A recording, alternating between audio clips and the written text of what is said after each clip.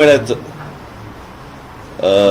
कुंभमेळ्यातनं पैसे काढणं, त्यातनं काही अर्थकारण हा मुळात उद्देश नसल्यामुळे तो खूप सोप्या पद्धतीने, चांगल्या पद्धतीने तो त्यावेळेला झाला. आत्ताचं जे मला दिसतंय ते मला काय मी ऐकलं ज्या गोष्टी, काय रे बाबा तू कुठे होतास तू?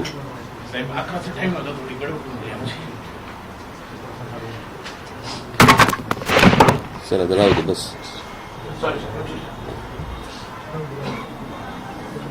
आत्ता मी तुमच्याच माध्यमातून ज्या गोष्टी आमच्या कानावरती येतात, संपूर्ण शहरामध्ये खड्डे पडलेले आहेत, काही गाड्या, ट्रक, बीक सगळे खड्ड्यामध्ये गेलेले आहेत, माणसं गेली आहेत त्याच्यामध्ये खास करून. परंतु या प्रशासनाला काही नाही, डिम्म येतं ना, माणसं मेल्याचं गेल्याचं यांना कुठचे काही सोयसूतक नाही आहे.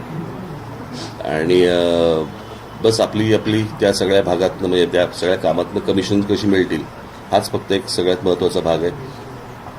या कुंभमेळ्यासाठी मला कळले त्याप्रमाणे सगळे काही अनेक कॉन्ट्रॅक्टर्स हे गुजरातमधले आहेत. म्हणजे महाराष्ट्रामध्ये कॉन्ट्रॅक्टर जन्मालाच नाही आले असा भाग आहे.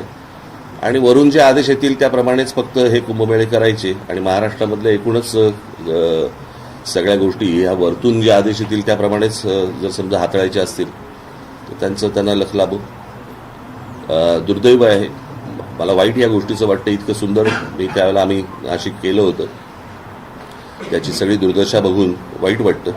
म्हणजे ते बॉटॅनिकल गार्डन असेल किंवा माननीय बाळासाहेबांच्या नावाने केलेलं म्युझियम असेल किंवा अनेक गोष्टी ज्या त्यावेळेला केल्या होत्या, त्या सगळ्या गोष्टींची बस दुसऱ्याने केलंय म्हणून त्याची वाट लावायची.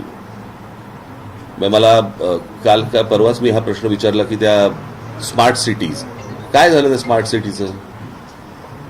कुठे गेले त्या स्मार्ट सिटी? कुठच्याही देशातल्या कुठच्याही शहरामध्ये तुम्हाला काहीही दिसत नाहीये. सगळी शहरं बर्बाद होताना दिसत आहेत. आणि मला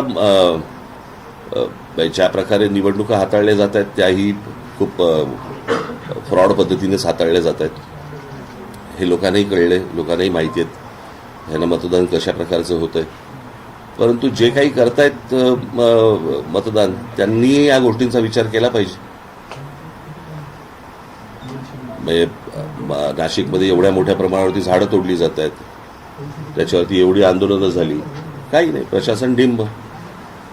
आणि ते सगळं चालू असताना देखील ज्यावेळेला निवडणुका झाल्यानंतर परत जर समजा भाजपचं लोकांना निवडून देत असतील, भोगा. अजून काय बोलू शकतो मी?